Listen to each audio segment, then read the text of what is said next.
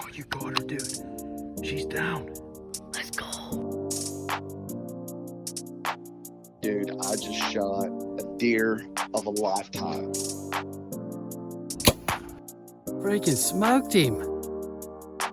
One with nature, and if you're a believer, one with God. Definitely gets your heart pumping. Boy, you are in trouble. Fall Obsession Podcast. All right, folks, welcome back to another Fall Obsession Podcast episode. We appreciate you guys listening in for another Monday morning on our weekly podcast. I am Sam with Fall Obsession, once again hosting you guys for this week. If you're a new listener, thank you for tuning in. Be sure you hit follow and subscribe because, as I've mentioned, we do come out with these every single Monday morning. So a lot of good content here on our podcast pages for you guys to tune in and listen to. This week we are continuing the kind of general summer theme that we've started and that I mentioned last week in my conversation with pro staffer Kurt Eckelberry about kind of preseason prep, getting our properties and everything geared up for fall hunting seasons. So that's kind of our theme of discussion for these next few podcasts. Had a great discussion with Kurt last week in episode 69 about what he's doing on his places in Ohio and West Virginia. So if you haven't checked those out, go back and give that one a listen.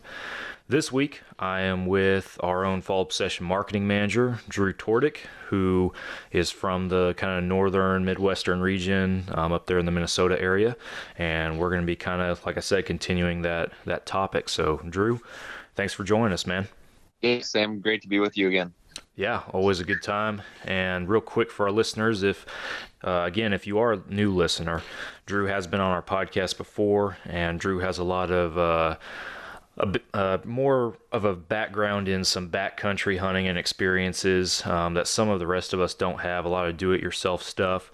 Early on when we started our podcast last year, Drew joined us for a couple of episodes, episode 16 and episode 20, to talk about some of his previous Montana elk hunting backcountry experiences, and then followed that up in episode 20 with talking about some of his gear that he uses. I believe those conversations were centered more around his 2019 season, and then he came back again in episode 42 to kind of cover some of the same bases in regards to what went on in 2020. So if you're into backcountry hunting, do-it-yourself stuff, or just elk hunting in general, mule deer hunting, any of that more western rugged type hunting, I encourage you guys to go listen to those episodes. They're some of our more popular ones, and rightfully so.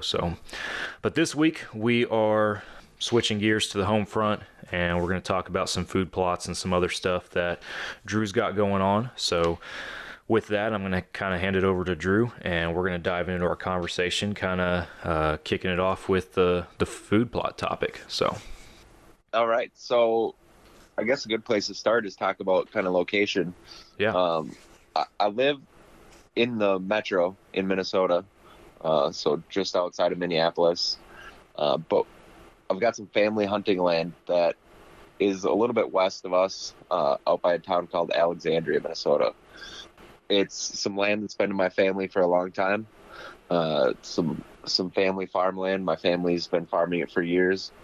This year we actually, I guess it was last fall, started the transition of turning a couple of fields from tillable into CRP. Which is what continually restored prairie. It's a program that they've got to basically rest some tillable farm fields and turn them back into more natural habitat. So that's something that we're doing on, I want to say it's 85 acres. And of that, we're able to plant some food plots in that as well. So we've got two separate 1 acre food plots that we have in there. So the CRP transition, more of a federal program. How did you guys get connected and set up to do something like that? Was there a process y'all had to go through, or and I'm asking not only for our listeners' sake but for my own, because I'm not very educated myself on how the whole CRP process works, because down here in Texas, it's not something that's super common, I'd say. Sure. So I was actually wrong on CRP. It's actually it's Conservation Reserve Program. It's a program from USDA. So it's a program for farmers, in which they're paid to take that land out of production. In that process, my family worked with a sort of outside consultant, somebody who specializes in that transition process, and they came in and planted some stuff for us last fall. I guess it was late summer, but by the fall there was some stuff up and we could see some results. But the difference between last fall and this spring is it's absolutely incredible out there. We're talking last fall, the grasses were not even knee high and really sparse, and I was kind of doubting the results we were going to see from it. But this spring, everything was up, and I mean, we're talking some of that grass is head high already, and I'm 6 feet tall. So some pretty good results out there after just a few, I guess, short of a year, but probably 8 months. So what kind of wildlife changes have you seen with that? It's amazing the difference between the amount of wildlife that I saw out there in just the couple visits that I've made out there, versus all the years that I've spent out there in the past, when we had it as sort of that monoculture, either soybeans or corn or even ryegrass. Just the difference that we're seeing now, with all the different species of grasses and everything else, sedges and everything else that we have in that CRP land, that I'm seeing turkeys and tons of this year's pheasants. I'm really excited about this fall's pheasant hunt. Signs of a lot of deer in there. I haven't seen a lot personally, but I know my cousin in the area who keeps an eye on it for us says he's seeing deer in there all the time. This spring, he said the most he counted at one time was 20 plus deer in the field at once. So, we're getting really good results. Seeing a lot of really good sign from it, and it's kind of got us all excited for this fall. Yeah, absolutely. I imagine it would. So you mentioned you're still getting a couple of food plots going on out there. What are you guys putting in the ground and running for your food plot setups? Sure. So we are running two roughly 1 acre food plots. We till them up and broadcast planted, sort of a mix of different stuff based on sort of different hunting seasons that we have here. So we planted some of our food plots. Part of it has that early season food source. So we got some clover, some alfalfa, some fescue, even some buckwheat and some rye. And that stuff is all planted really close to our transition zone, right along those wood edges, sort of within bow range. So that's our early season plan. Get those deer right in there close to bow range. And then we've got, some later season stuff, even some of that buckwheat and still that rye, into some of the brassicas, turnips, radish, and even some of the corn that we planted, which would be really good for us in the late season. And for us, late season, I guess I'm talking about gun season here in Minnesota, and that is first weekend in November for us always, which is, right in the middle of the rut for us. So it's really a great time to be here, but the deer are going to be a little bit further away, a little bit further shots. And that's okay, just because we've got that extra reach with the guns. Gotcha. Good deal. So what was your timing for, kind of more specifically, for planning some of this stuff, and has the weather cooperated? Has it not cooperated? How has all that played out for you, when you're talking about, your early season, your late season crops and all that kind of stuff? Traditionally here in Minnesota, sort of the common practice is to sort of plant a lot of that stuff right away, as the snow is melting. We call it frost seeding. So you're basically planting stuff right as that frost thaw cycle finishes for the spring. We didn't get out there in time to get that done. We were delayed for a few different reasons. One of them actually was weather. We were getting a lot of rain this spring. The fields were really just too soft to even get into with the tractors and till them up and work them up. But then once we planted the food plot, we kind of ran into the opposite problem.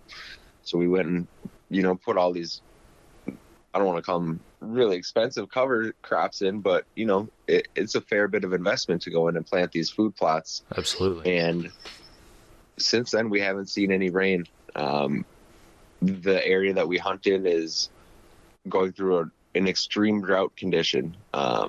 And they haven't seen, I think, 1 or 2 rains since we planted that food plot. And you can tell some of the stuff that we planted is really struggling because of it. Things like the clover and the alfalfa are really struggling. The fescue and the rye is coming in, but it's definitely stunted. And then actually, surprisingly, some of the turnips and the brassicas and even some of the radishes and the corn are doing really well without the rain. They were able to really pull the moisture out of the soil. Luckily for us, where we hunt, it's kind of a low spot, a little marshy. So there is some moisture in the ground, but that top seeded stuff really struggled without the rain. So looking ahead, at the point we're at right now, what are your, given the weather and the missed rain, everything like that, how do you project everything going the rest of the summer and on into fall hunting season? Yeah, it's kind of a challenge. Just looking ahead at even our next couple weeks forecast, they're talking really high temperatures and no rain again. Before we started, I was curious, so I pulled up some of the weather from it. And, in the last 30 days where we hunt, we have under an inch of rain in the last 30 days, less than 4 inches in the last 60. And then again, less than 4 in the last 90. So you can really tell that first 30 days that we planted it, we didn't get any rain at all. So that really stunted everything. I've got some hopes still holding that we're going to get some rain before the end of the season, and we'll have some real young growth on that clover. That seed can sit there dormant for a long time before it really germinates. I'm really hopeful for that later season hunt just because of, the success of the brassicas and the turnips and some of the other stuff, the corn that we're seeing, should really have some nice food on the ground when they start to pull those agricultural crops out around us. And that's really one of the thing that concentrates deer where we're at. So when we're talking about food plots, because for those who might not run food plots as often or are less familiar, I know a lot of people might look at them as more of just a different way to attract the wildlife, if you will, and not to say that that's wrong, but like down here in Texas, baiting is legal in a little bit more laid back sense. Like we run feeders and other stuff down here to that point. I know in other places that's not allowed, so food plots are another alternative, but food plots also have just a different kind of impact on local wildlife. So you want to talk a little bit about that and kind of some of the differences you see food plots versus not food plots, or you're talking about also, you have the CRP factor in there as well. So how all that kind of plays together long term and the impact of food plots to your local wildlife. Yeah, absolutely. Where we hunt is predominantly agricultural land. So I'd call it 90% tillable fields around us. Everybody's growing corn, soybeans. There's some wheat and some rye being grown, but for the most part, it's focused on soybeans and corn. So that stuff will get pulled out usually in a good year before our gun season starts. And when that happens, there's not a lot of food left. It goes from sort of this food heavy environment where the deer can find food everywhere to sort of an environment where they're really searching to find leftover stuff from the agricultural fields or, whatever else it is, some browse that they're looking for. But their selection for food really gets limited in those times.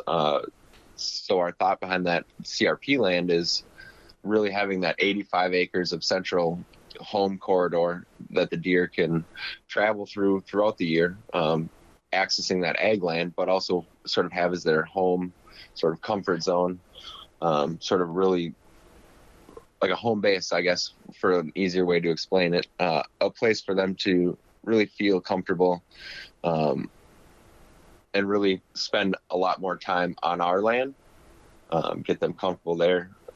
I guess the idea being that when that agricultural land gets harvested around us, that these deer sort of retreat back into that CRP safe zone that they know. Good deal. So how about your neighbors? Because you're doing a lot of work and you're putting effort, you're investing, as you mentioned, into your land and your wildlife. How does that relationship work with your neighbors? Are they hurting you? Are they helping you? Does their hunting pressure make it difficult for you to quote unquote manage your own I say wildlife, but specifically your deer population and stuff like that? Yeah, it has a huge impact for us. Even in the last five years or so, the number of stands that I can see from where I sit in the morning has really, really increased. There's times now where I'm sitting in the morning and I can look around and see 5, 6, 7 other people out hunting, just in my line of sight, which is a pretty big change from the way it used to be. When I first started hunting, we primarily were doing a lot of deer drives, and so we'd stand around, or we'd call it standing. So we'd go find a spot to sit basically on the back of the truck and sit for a couple hours in the morning, and somebody maybe shoot a deer or maybe not. And we've really transitioned into hunting those food plots, really working on the transition zones, the funnels, sort of the real corridors in the property. We've got stands there, and as a result, these people who neighboring properties would in the past traditionally just wait for us to walk through our property and push the deer to them, and everybody would shoot some deer and it was a good time. But now that we've transitioned out of doing deer drives, the people around us are having to resort to sitting in the stand all day as well. So just, seeing people around, there's a lot of hunting pressure around us, and, what can we do to get in there early, not spook the deer out to the neighbors, and, stay comfortable all day, which I guess for us, the solution to that during the cold was to build some enclosed blinds. So the new blinds that we put up this year, we've got some video on that, on our off-season series. We were able to put up 3 fully enclosed blinds last year, and it was a lot of fun hunting out of those last fall. It really is a nice thing to be able to get inside, close the windows, and turn the heat on.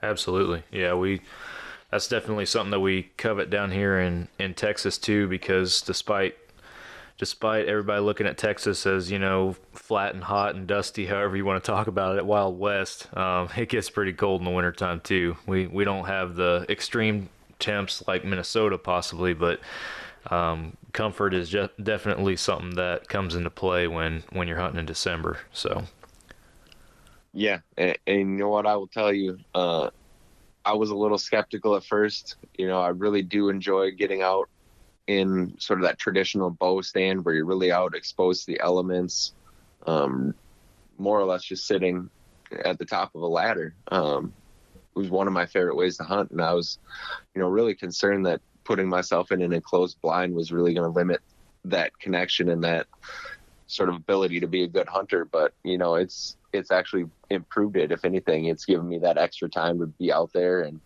you can get away with a lot more movement in those fully enclosed blinds than you ever could on the top of a ladder stand.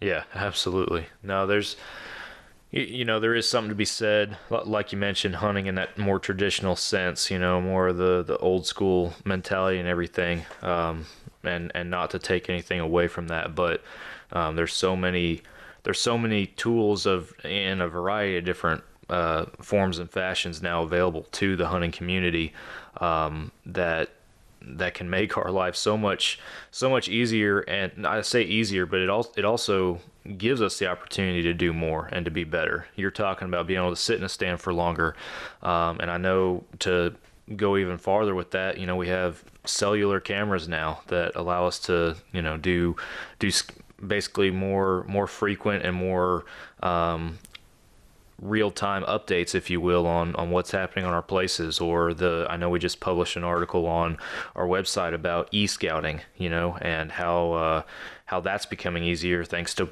companies like Onyx or Hunt Stand, or even just Google Earth or stuff like that. So many modern tools that are available to us now as hunters that, in my opinion, there's no shame in taking advantage of, especially as talking about like the e-scouting, especially if you're doing Western hunting like you're accustomed to doing regularly. So yeah, the e-scouting is a huge tool for me. Even talking about planting these food plots and our discussion about the neighbors, that virtual scouting is a good way to see, are your neighbors putting food plots in? If they are, where are they at? What are the new potential transition zones or travel corridors that creates? And yeah, you're absolutely right about Western hunting. It's a tool that you almost can't go without. To me, Onyx, when I'm out West, is, I'd say, as important as having a gun with you. And that just comes down to being legal, staying off of private property and staying on the public. Yeah. And kind of building on that topic of, what your neighbors are doing, and being able to look in, with Onyx and tools like that and see kind of what their properties look like. And then also going off of you talking about being able to see your neighbors sometimes when they're hunting, and the limits that hunting close to each other and those tight property lines and everything creates. How does that affect your stand placement? And let's dive into that a little bit, because you're also talking about, those transitions from early season bow hunting to later season rifle hunting and everything. How do your stand setups vary, and what's your thought process when it goes to putting a tree stand or a tower stand or whatever you might be running out there? Yeah, so we use a combination of tripod stands, tower stands, still have a couple ladder stands up, and then one of my favorite tools during bow season is actually my climbing stand. That one really allows me the flexibility to get in close to some of those trails and travel corridors that we don't really hunt or have to hunt as closely during the rifle season. Some of our permanent stands, you can definitely see where those trails come out into the food plot, but when you've got a range of 150 yards with your gun, you don't have to be as close as you do during the bow season. So just that flexibility of being able to kind of constantly be on the move and select different trails to hunt is really critical for me. But yeah, you're talking about looking at the neighbor's stand placements and where you hunt.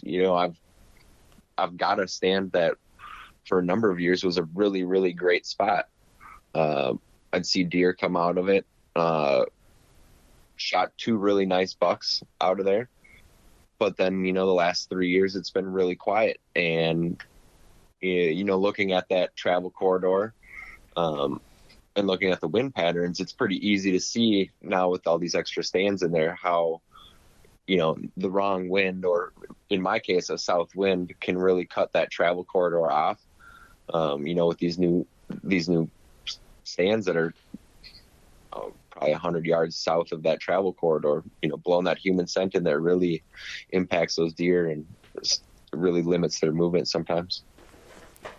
Do your stand locations, do they physically change from season to season, like late season to, or early season to late season, or is everything established before the year starts? And I ask that because I do know some guys that they might be just limited on the number of stands they physically have, and they actually have to have a transition point mid-season. So that's why I ask. Yeah, so our tower stands don't move; those are permanently fixed. We've got those in some good locations to be able to see not only the bedding areas, but also those food plots in the CRP land. The towers or the ladder stands, we will occasionally move them based on sort of growth patterns in our bedding areas and a big one for us, just because of the sort of low land that we hunt, is actually flooding. So there are times where, certain stand locations would be good, except for the fact that the deer would have to cross through 2 to 3 feet of water, and it's just not going to happen. So there's times where we'll relocate a stand because of that. But no, overall, I think just the way the land is situated for us, we've got some pretty established funnels and pretty established travel corridors that don't really change from year to year. The biggest thing is that bow season, really being focused on exactly where along this line is that deer going to come out. And, when you've got 350 yards of forest edge or wood edge where they're going to be coming out of, being able to adapt to, sort of daily or weekly changes in their travel patterns really becomes critical during that bow season. Gotcha. So what are some of your biggest,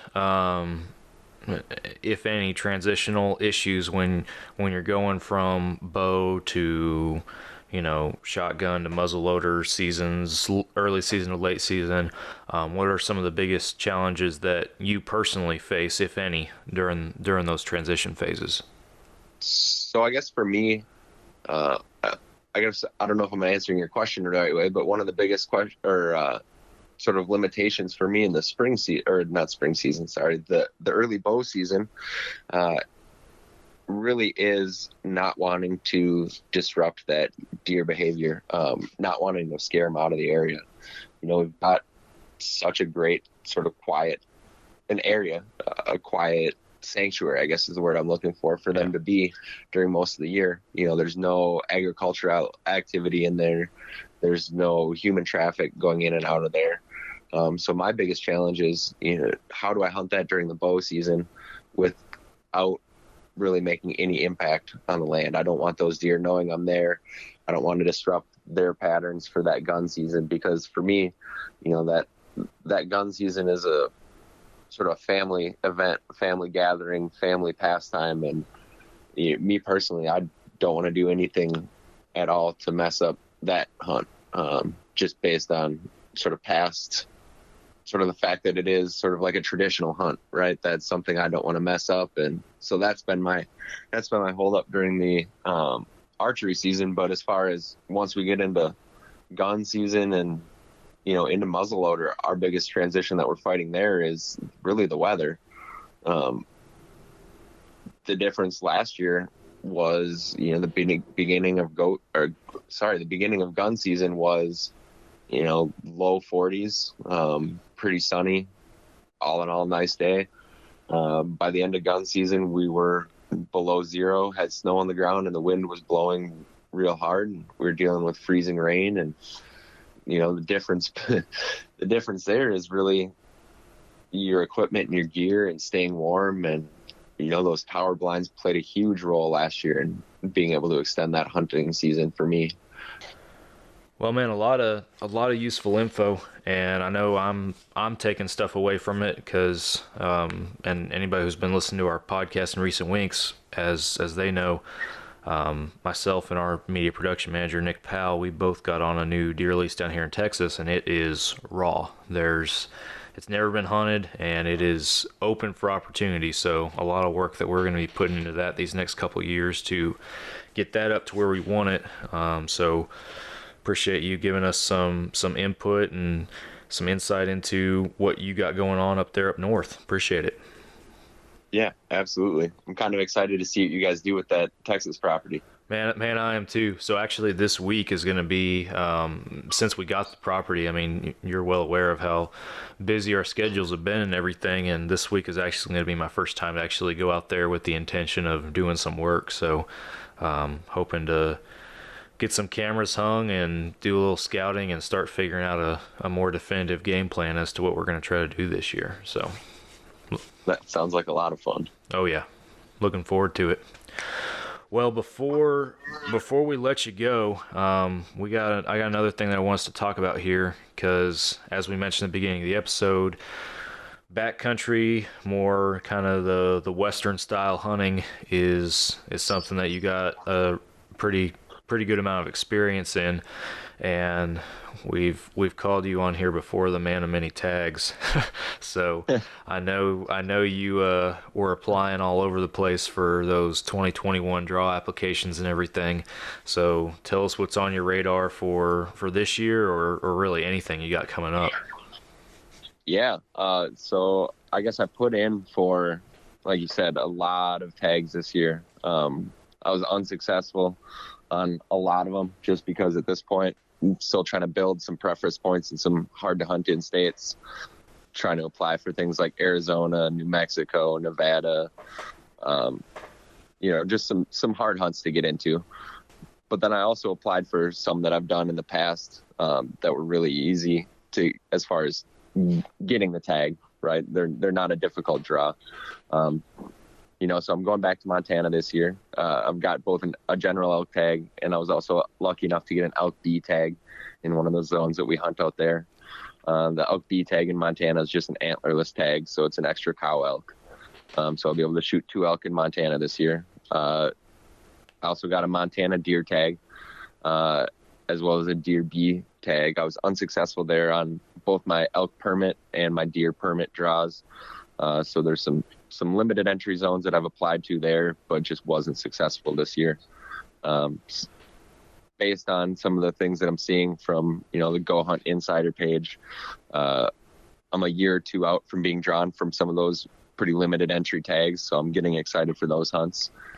I got my Montana antelope, was unsuccessful this year. I know that's kind of a painful point for you as well. Yeah. Yeah, and I don't know what happened with the draw this year. I don't know if it was just our group or the people that I know that were kind of unlucky, but traditionally that's been a 98 or 95% draw.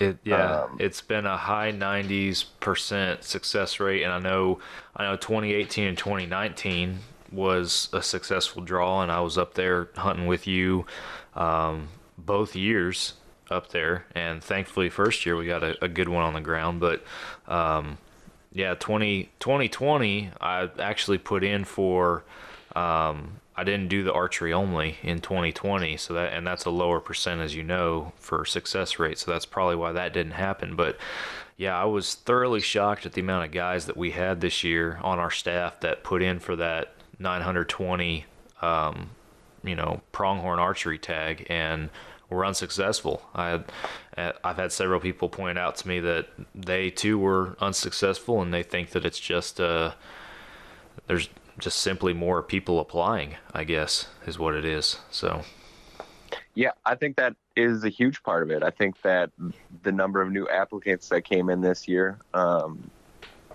people are getting out and doing more things. People responded to sort of that COVID lockdown time by picking up new hobbies. And one of the hobbies that people picked up, which is awesome, is hunting. Yeah. So there's more hunters in the field, which is, for us, it's a great thing. I love seeing new people out hunting, getting into the sport.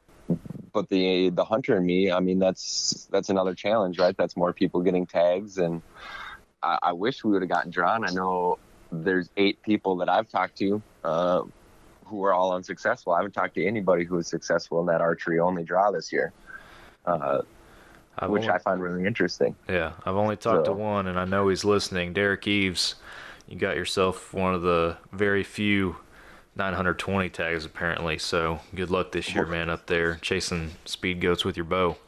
Hope to see a big one down. Congratulations on that. Yeah. Yeah, it used to be something that wasn't that difficult, it seemed like, and now we're congratulating people for getting that tag. So but well, that's cool, man. At least you got those other opportunities to hunt Montana. So it's I've only hunted pronghorn up there, as you know, but I've thoroughly enjoyed it. I know it's a great place to go and just a great experience in the first place. So yeah, I love hunting out there. Just the number of opportunities and the amount of free land. It's a place you can go, and I think you could hunt a real long time out there and never get bored of finding new places to hunt. Yeah. So what else you got? Oh man, so also doing a lot of hunting this year in Minnesota. It's something that in the past had varying amounts that I've hunted in the state. Before I started hunting out west, I hunted almost exclusively the metro hunt, Minnesota deer, some Minnesota waterfowl, doing all that stuff again this year. And I'm going to try and put a lot more focus into it. They really expanded our metro zone. We're dealing with a CWD outbreak here that's just south of the metro. And because of that, it's sort of any deer you see, you can take kind of hunt. And so there's going to be a lot of hunting opportunities this fall.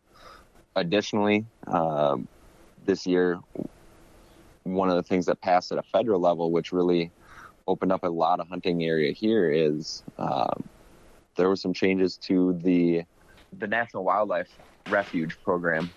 And based on some initiatives at a federal level, they opened up a ton of opportunities. And this isn't just Minnesota, this is nationwide.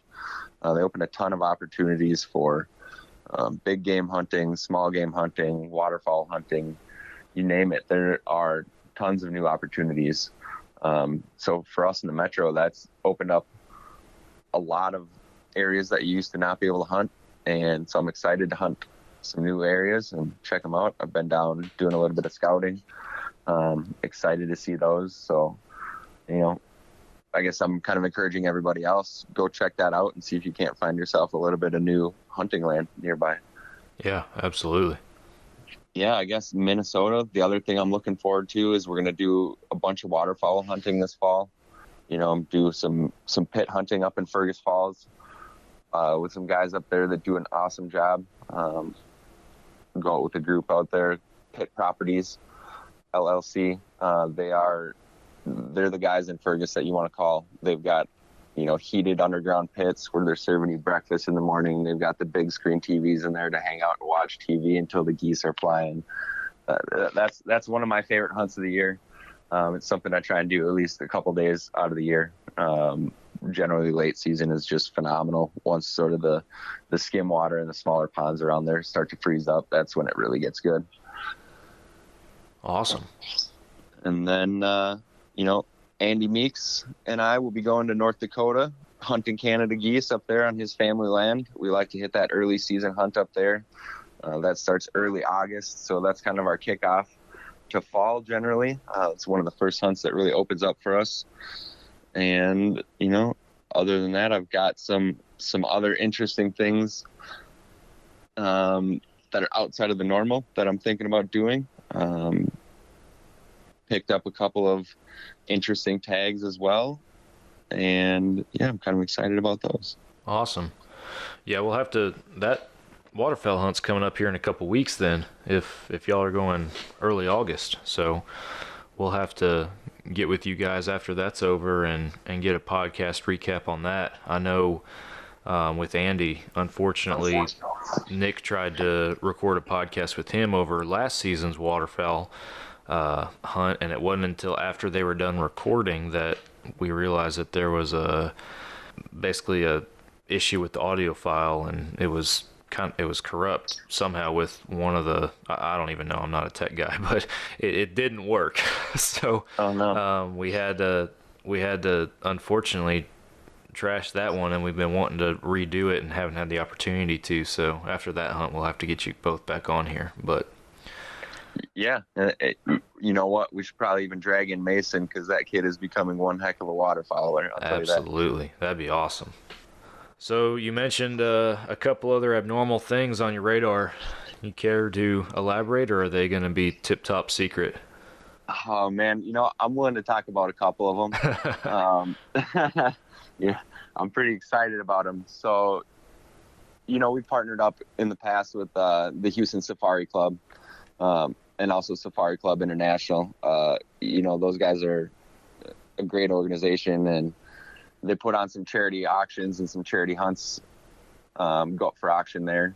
Yeah. And I was able to pick up a couple of really interesting hunts. One of them that I'm really, really excited for is the Kentucky Commissioner's Tag. So what that is that's a whitetail tag, in the state of Kentucky. And I'm sorry if I'm wrong on any of these, I haven't hunted there yet, but just reading the rules that I have so far, you're allowed that $1 per year. this commissioner's tag allows you to shoot 2 bucks for the year. So, being an out-of-state hunter and, putting that investment in getting somewhere to hunt, being able to shoot a second deer is kind of a cool deal. Yeah. So I'm really excited about that one. Both for the ability to shoot 2 bucks, but also, being able to hunt somewhere new for me is always kind of exciting. One that I was supposed to have already gone out on, and you can probably fill in some people on this a little bit more, but I was supposed to be coming down to Texas this spring to hunt axis deer at a place called Joshua Creek Ranch. They're supposed to be, the best spot or the premier spot to go for some free range axis deer in Texas. Unfortunately, I guess you guys had a real cold winter last winter, and that cold snap that we had where it was a week of real cold temperatures really hurt their axis deer herd. And they were forced to delay hunts. Yeah, there's been several, just all over, not just hunting related, but anything that has to do with, some outfitters and ranches, wildlife areas, and then other more agricultural establishments, like with, some farmers with early season crops or, tree farmers, stuff like that, where they've had to, I've talked to several who have had to, basically had to deal with a drastic impact due to a very difficult week that we had back up in February. And if y'all are close to Texas or know anything about it, I'm sure y'all have heard, but we had a week with temperatures in the teens and single digits below zero, which is unheard of for Texas, and our infrastructure was nowhere near equipped for it. A lot of places didn't have power. I know my house didn't have power. I had to move my family to another relative's place for that week who did. And then being a firefighter, I was stuck at work for most of the week too, during all that snow or ice apocalypse, as we call it down here. But yeah, I remember I think it was either the first or the second day we were riding around the rig, and the thermometer on the ladder truck said, I think -11 is what it said, that at the beginning of all that. So it was insanely cold for down here in Texas. So a lot of long-lasting effects from that, and that's the long way of elaborating on it and saying that Drew is correct. There's some outfitters with quote-unquote exotics on their place, like the axis deer or black buck or whatnot, that have had to delay hunts just due to the impact it's had on their wildlife populations and everything. So, and it sucks for, like, and I'm sure you're disappointed too, Drew, that you got to wait another year for that hunt. But at the same time, while we are hunters, we're also very conservation minded, and the last thing that we want to do is continue to stress an already lean wildlife population of any kind. So with hunting goes hand in hand with conservation and managing your wildlife populations, and saying no when you don't necessarily want to, whether it's on a greater scale like this with an axis deer population, or even if it's just letting a 3.5-year-old buck walk. It all goes hand in hand together. So yeah, exactly. And like you said, it's really giving the herd an extra year to sort of rebound and come back. The guys at Joshua Creek have been awesome as far as communicating and letting me know why this hunt is getting delayed. They even offered to let me come down this fall once the herd had some time to recover a little bit. They were real accommodating, but at the end, it just, in our discussions, it came out that the best option for everybody and for the herd was just to wait until next year to come down. Yeah. Yeah. So, it's a hunt I've been waiting to do for years. And so one more year won't hurt. It's just, man, I can't wait for that to come. Man, it'll be a good time for sure. And also, to build on that comment about waiting, instead of going in the fall, in my opinion, axis you can hunt year round, but the springtime from everything that I've seen and observed, the springtime is the best time probably down here to hunt those suckers. So, and maybe even have a chance to shoot one in velvet. I know we've got some guys that have done that before in the springtime, so it'd be pretty cool. Yeah, that sounds like a lot of fun. You know, the only other thing that I've been talking about, I got a real good friend, Cody, and he's been talking to one of his old college buddies. Cody went with me on my elk hunt last year, and he'll be joining me on my elk hunt this year. And his old college buddy happens to guide for caribou hunting up in Alaska. You know, he's up in the Arctic Circle, and we're going to connect with him and try and get a Arctic caribou hunt booked. Man, you are speaking my language now. Yep. I've said multiple times on this podcast that my bucket list hunt is a caribou. So, Well, it sounds like you might have to come with. well, yeah, I'll have to start saving my quarters and my pocket change, see if I can scrape it together. So, Yep. well, man, I appreciate you coming on this week and join us for another podcast episode. They're few and far between. We need to have you on here more often, but appreciate you, one, giving us a lot of insight into your food plots and kind of your property management, and like we said, that preparing for those fall hunting seasons topic, and then capping it off with what we're looking forward to here in your world with this upcoming season. So thanks for joining.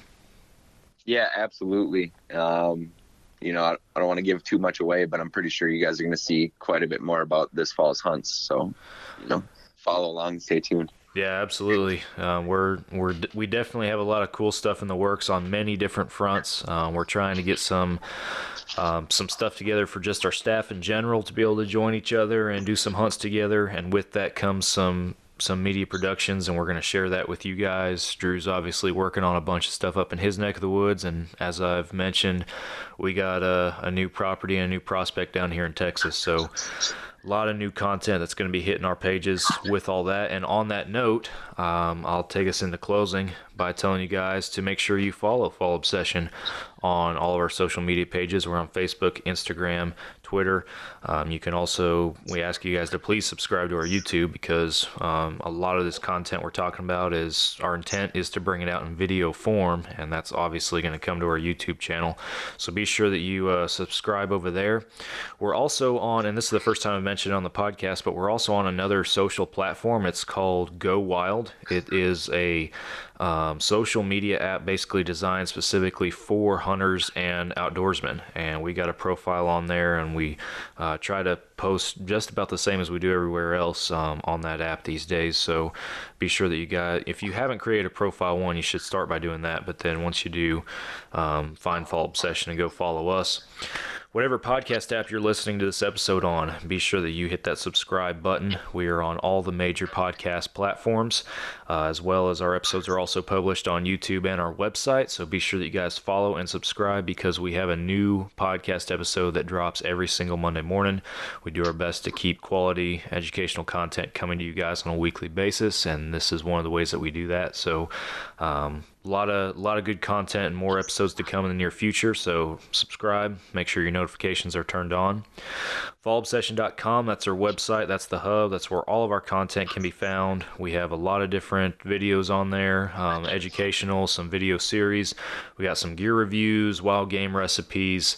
And then we also have a page on there. Like I said, our podcast episodes are on there. And on that podcast page, you guys can fill out a form if you want to give us some feedback. We accept just general feedback, or if you got topic suggestions, guest suggestions, or questions that you want to ask, you can throw them to us on there. So, Drew, appreciate your time, man. Thanks for coming on this week. Sam, it's always fun joining you. Absolutely. Same here. All right, guys. Thank you all for listening. We'll catch you guys again next Monday for an all-new Fall Obsession podcast episode.